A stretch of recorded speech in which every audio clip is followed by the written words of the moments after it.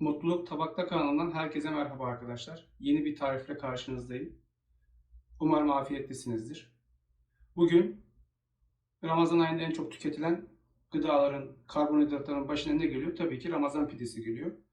Şimdi biz biraz farklı yapacağız Ramazan pidemizi. Eskiden ben çocukluğumda hatırlıyorum. Çok lezzetli olurdu pideler. Ama şu an gelişen teknolojinin tüketimin artmasıyla beraber çok basit yöntemlerle yapıyorlar. Ekmek hamuruyla pide yapılmaz. O yüzden biraz değişik tarif vereceğim ben size. Hadi başlayalım. Arkadaşlar, öncelikle bir ön maya hazırlamamız gerekiyor. Şimdi bu ön maya nasıl hazırlanır? Onun tarifini vereceğim. 10 gram, bir paket yaklaşık 10 gram oluyor. Instant maya yani hızlı mayayı bir kaba alıyoruz. Daha sonra bu kabımızın içine yarım tatlı kaşığı tuz, bir tatlı kaşığı dolusu şeker alıyoruz. Daha sonra 5 tatlı kaşığı tepeleme un atıyoruz arkadaşlar. Bildiğimiz beyaz un atıyoruz. 5 tatlı kaşığı.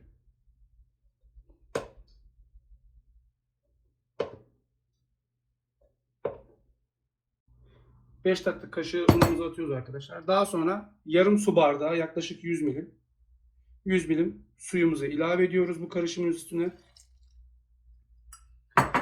Bu karışımımızı güzelce karıştırıyoruz.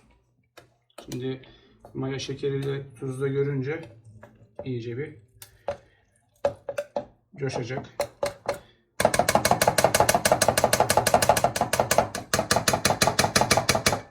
Evet arkadaşlar, bu karışımımızın üstünü streç filmle kapatıyoruz. 1 saat oda sıcaklığında mayalamaya bırakıyoruz. Bu bizim ön mayamız olacak. 1 saat sonra görüşmek üzere. Hazırlıklara başlayalım. Arkadaşlar, pideler genelde üzerine yumurta sürülerek yapılıyor.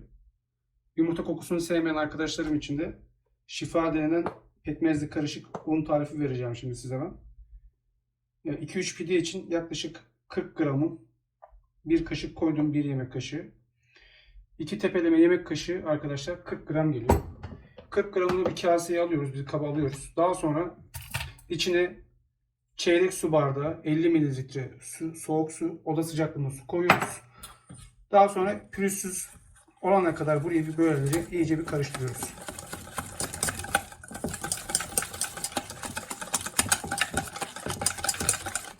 Bu şekilde. İyice karıştırıyoruz arkadaşlar.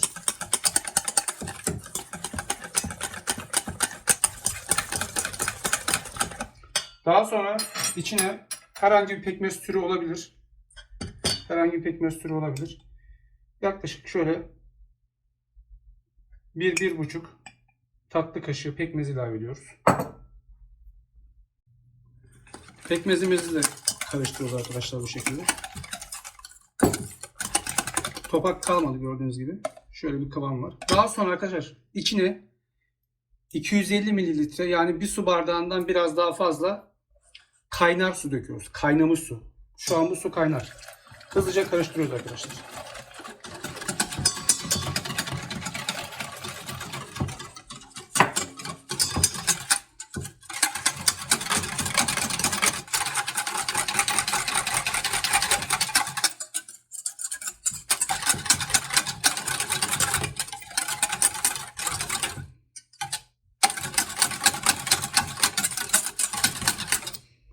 Evet, karışımımız tamamlandı. Daha sonra bunu soğumaya bırakıyoruz. Fırına vermeden önce pidelerimizin üstüne sürüp çörek otu veya da susam atacağız.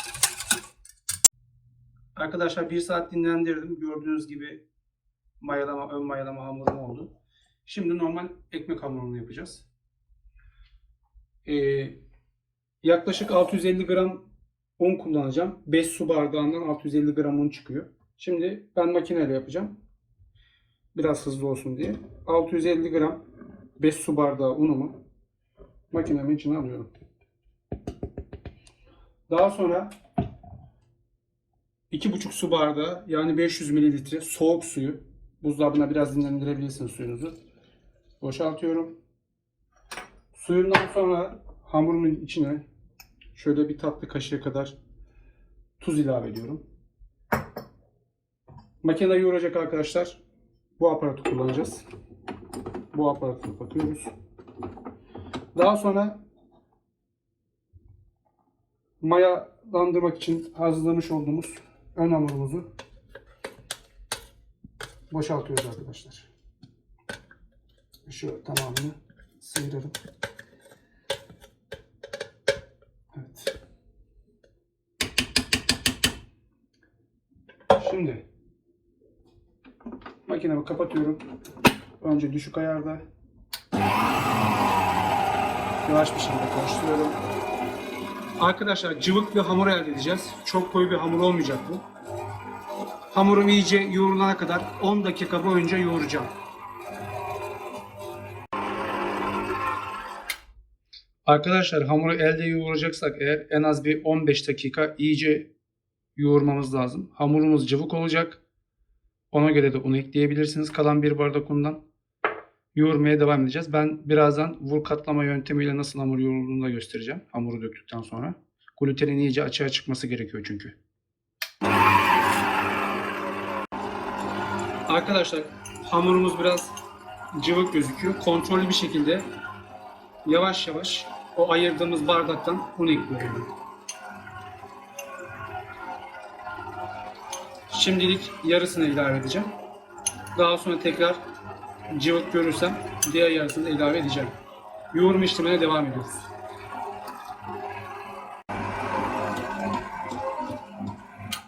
Evet.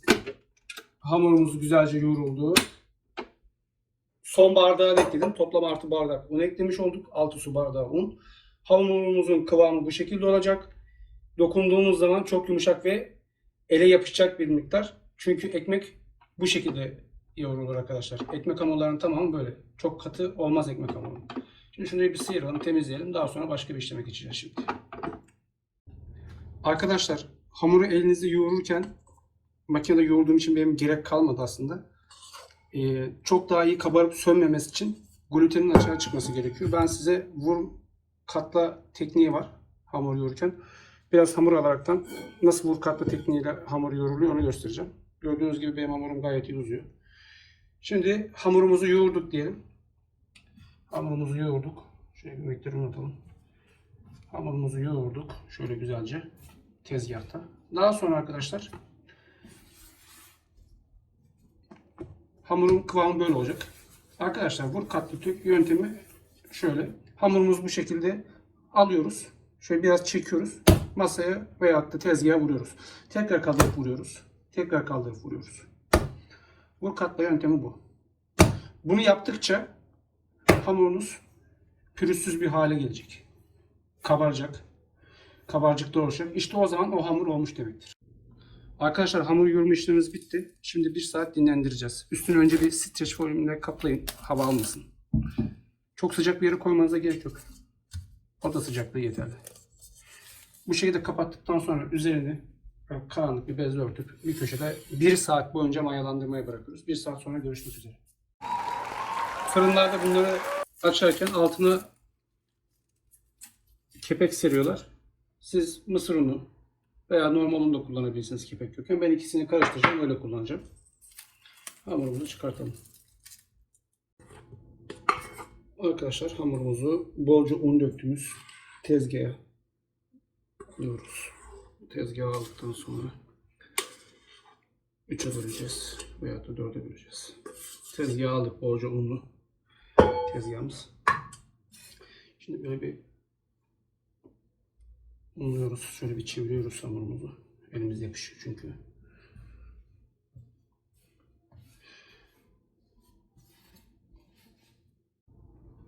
Arkadaşlar bir bıçak veya mika yardımıyla hamurumuzu 3'e bölüyoruz.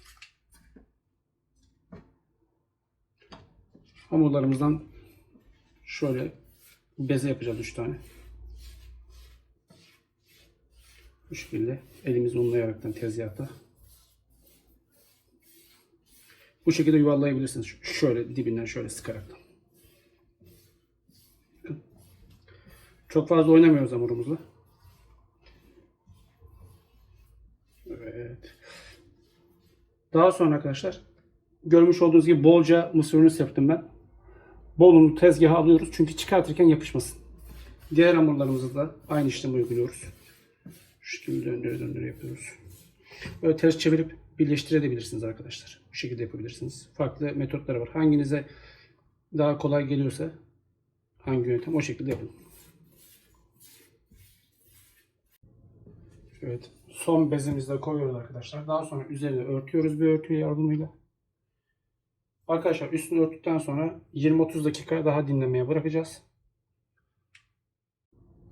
Arkadaşlar şifamızın kıvamı böyle olacak. Gördüğünüz gibi böyle soğudu. Kıvam bu arkadaşlar. Renk de bu. Bunu fırına vermeden önce pidelerimizin üstüne sürüyoruz. Arkadaşlar hamurlarımız 20 dakika daha dinlendi. Gördüğünüz gibi tekrardan harekete geçmişler ve büyümüşler. Şimdi bir tanesini yumurtalı yapacağım. Bir tane yumurta sarısına 3-4 yemek kaşığı sıvı yağ atın. Karıştırın. Süt atabilirsiniz diliyorsanız.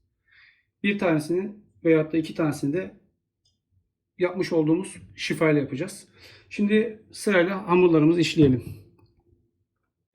Birinci hamurumu arkadaşlar alıyorum bu şekilde. Hiç oklava kullanmıyoruz. Elimizin dışıyla hamurumuzu açıyoruz. Şöyle yapın. Bu şekilde açıyoruz arkadaşlar. Döndüre döndüre açıyoruz elimizi. Arkadaşlar ellerinizle yumurta sürün. Fırçayla sürerseniz söner. Şöyle yumurtalarımızı parmaklarımıza sürüyoruz.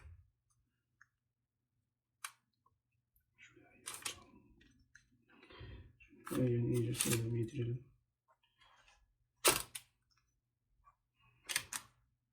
Şimdi bunu tepsiye aldık. Öyle işimiz bitmedi hemen. Tekrar bir tepsi mayası yapacağız bir 10 dakika. Bu arada da fırınımızı açacağız. Evet. Şimdi yumurtalarımız hazır. Şimdi arkadaşlar arzuya göre üstüne işte ne seviyorsanız çörek otu, haş. Biraz çörek otu atıyorum. Biraz da susam atacağım.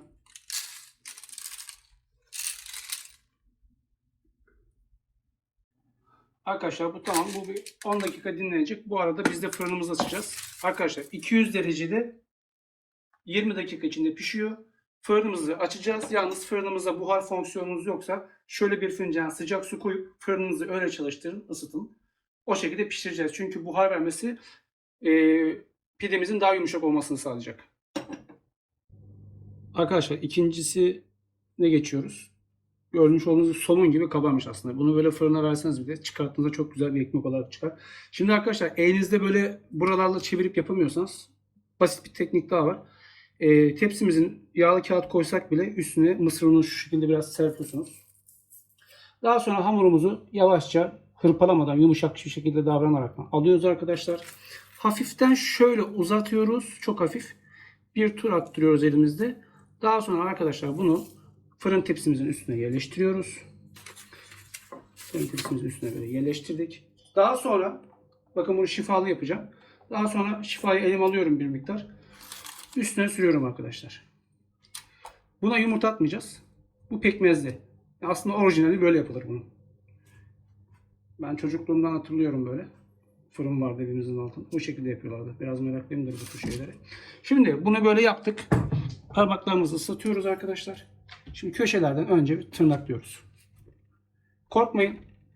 Daha sonra tepsi mayası yapacağımız için bozulan yerler kendine gelecektir. Fırınlarda inanın bunu yaparken bayağı uzun süre bekletiyorlar. Şimdi tekrar tırnaklarımızı atıyoruz.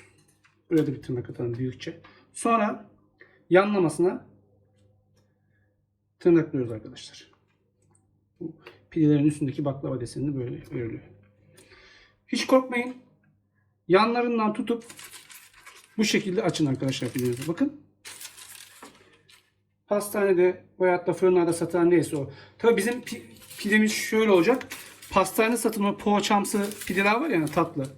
Evet. Onunla bir de fırında satılan basit ekmekle yapılan hamuruyla yapılan pideyi düşün. Onun ikisinin ortası olacak. Ne o olacak ne bu olacak. Tam bir pide olacak.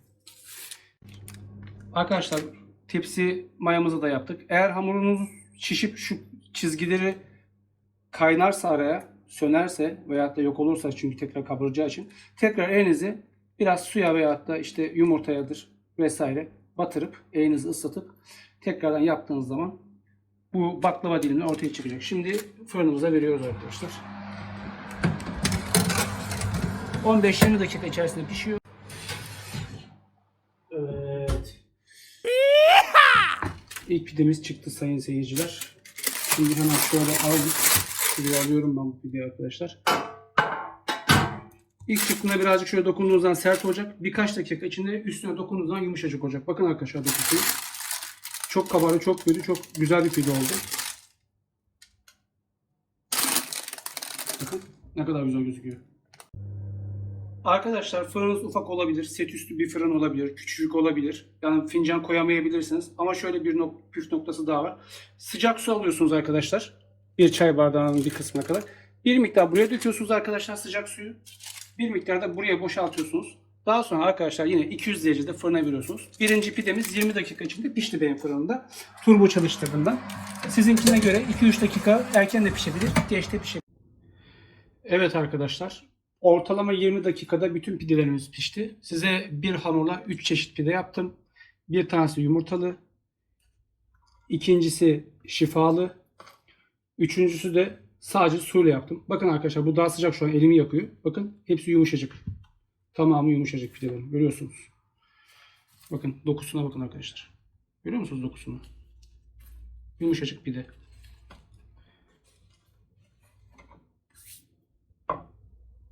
En soğuk pidem bu. İlk yaptığımız pide. Yumurtalı pide. Şimdi onun içini bir keselim. İçine de bakalım. Şöyle bir güzelce kesiyoruz. İç kısmını da göstereyim. Bakın pamuk gibi. Evet arkadaşlar. Küçük küçük de dilimledim. İnanın sizin yaptığınıza arkadaşlarınız inanmayacak ve bu tarifi herkes sizden isteyecek. Daha güzel tariflerin orijinal hallerinin de gelmesini istiyorsanız kanalıma abone olmayı ve beğenmeyi, videolarımı ve arkadaşlarınızla en önemlisi paylaşmayı unutmayınız. Sofranızdan bereket, tabağınızdan mutluluk eksik olmasın. Hepinize afiyet olsun arkadaşlar.